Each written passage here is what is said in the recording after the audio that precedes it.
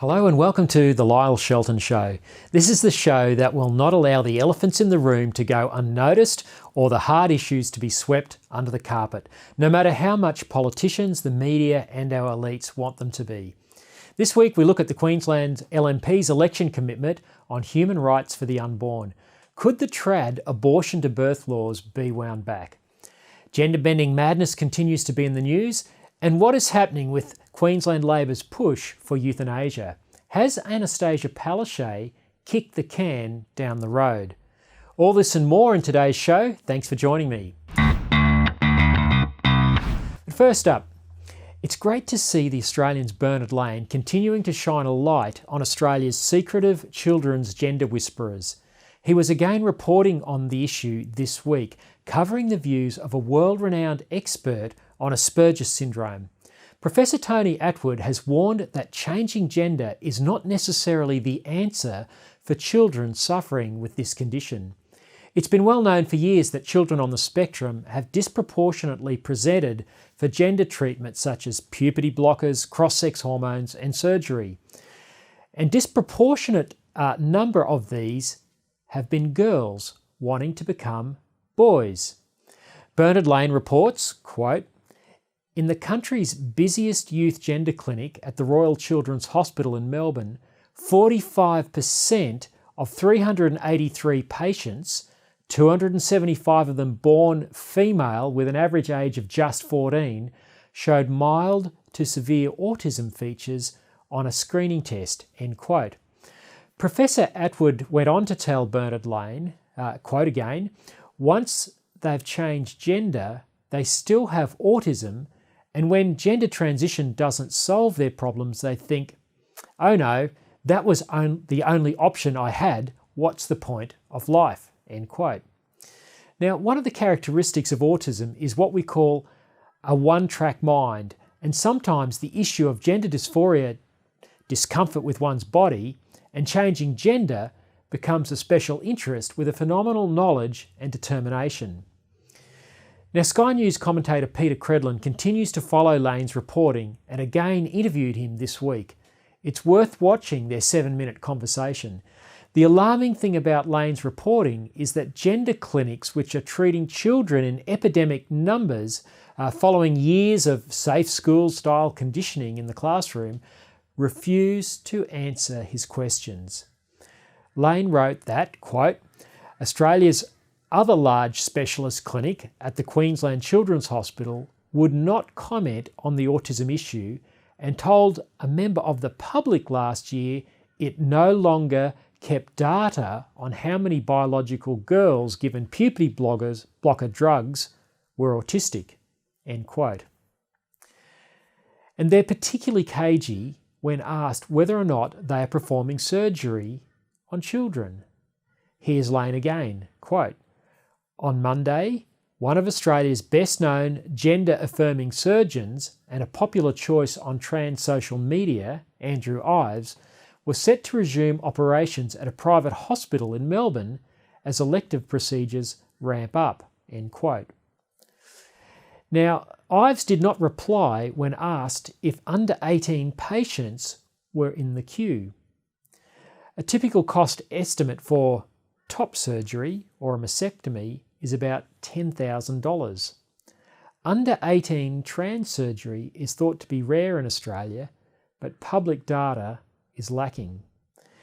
Now, as Lane told Peter Credlin, safe schools type material which teaches children their gender is fluid lives on in classrooms around the nation. Sadly, the Health Minister Greg Hunt, after lobbying from the powerful LGBTIQA+ lobby, has backed down on plans to hold an independent inquiry into treating children suffering from gender dysphoria. Well, stay with me, there's more to come. Well, it's no wonder the kids are confused. Our scientists can't even tell us the difference between a man and a woman. Now, you can't make this stuff up. When Australians agreed to change the definition of marriage, they probably didn't think a change to the definition of woman would follow. But rainbow politics is relentless. If you don't read The Australian or watch Sky News, you might have missed what I'm about to tell you. Like coronavirus, rainbow gender fluid theory has jumped from our safe schools to the once respected Australian Academy of Science, which inhabits Canberra's iconic Shine Dome at the Australian National University. The Academy has decreed that a woman is, quote, anyone who identifies as a woman, end quote. I kid you not. If you thought a woman had a vagina, breasts, and XX chromosomes, think again.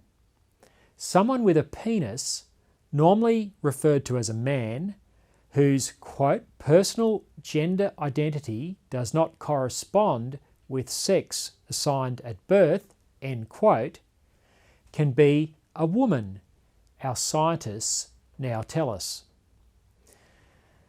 Apparently, we've been wrongly assigning babies their gender just because they were born with certain biological features. Confused? Well, it gets worse. This new definition of woman appears as part of the noble push to get more women into science, technology, engineering, and mathematics, known as STEM. It is contained in the glossary on page 58 of the Academy's Women in STEM Decadal Plan.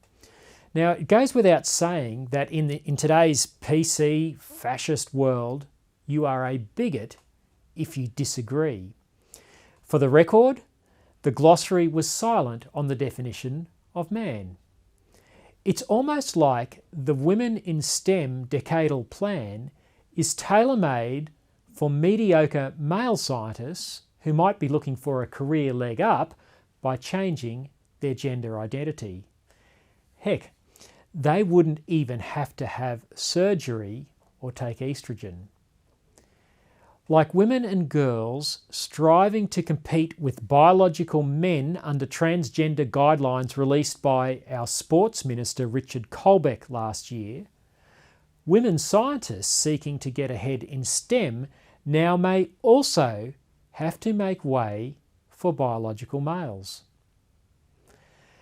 As Bernard Lane from The Australian, who broke the story, pointed out, the Academy's president, John Shine, is using the current COVID-19 crisis to campaign for accurate science against, quote, made-up stuff, end quote.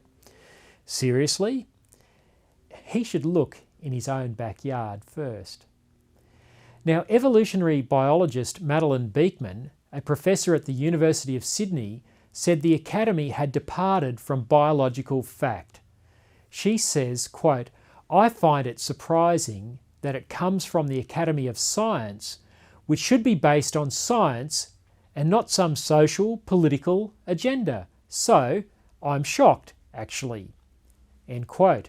That's what she told The Australian.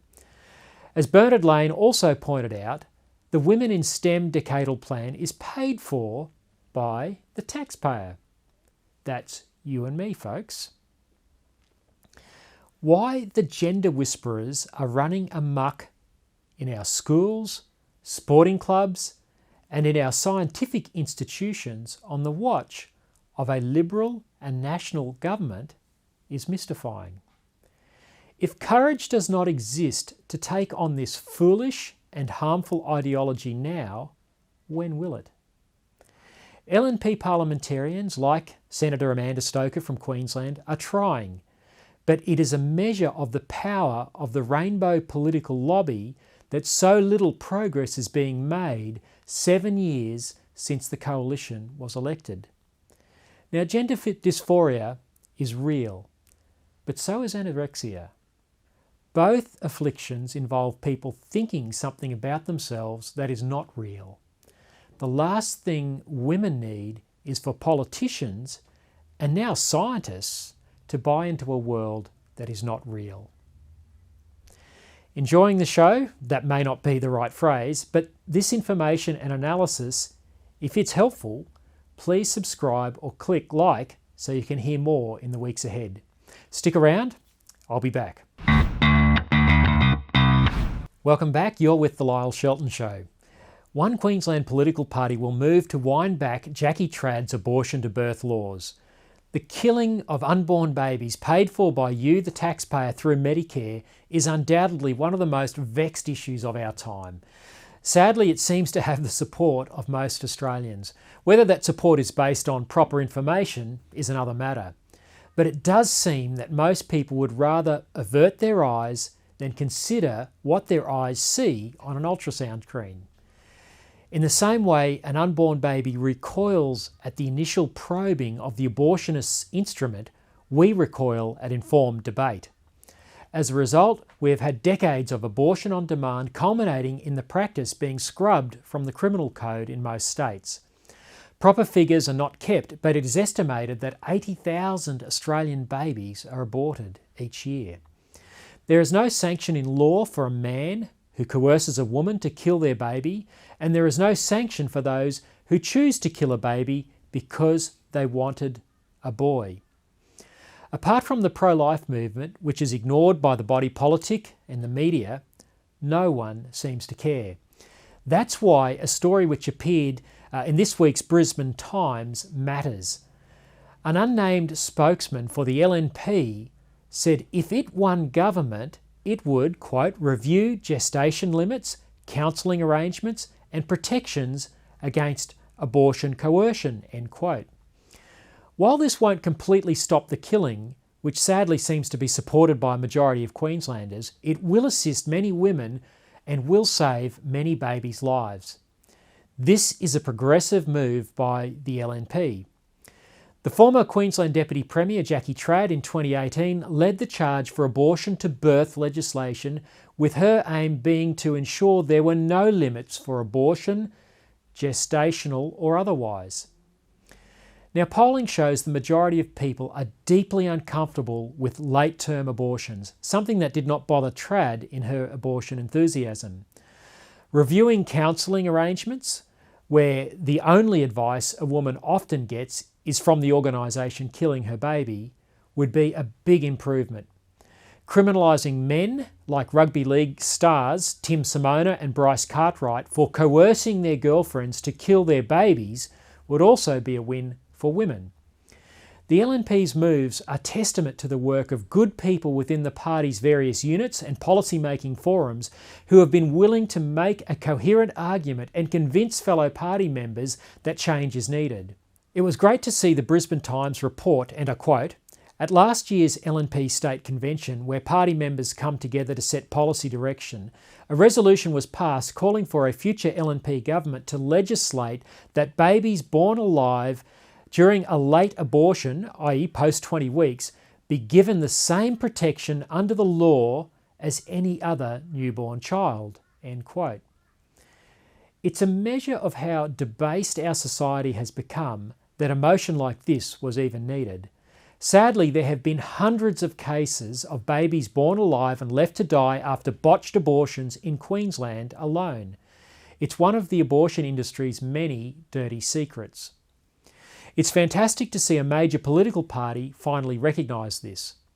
Now, abortion enthusiasts like Trad, they fear open debate because they know support would melt if people knew the truth.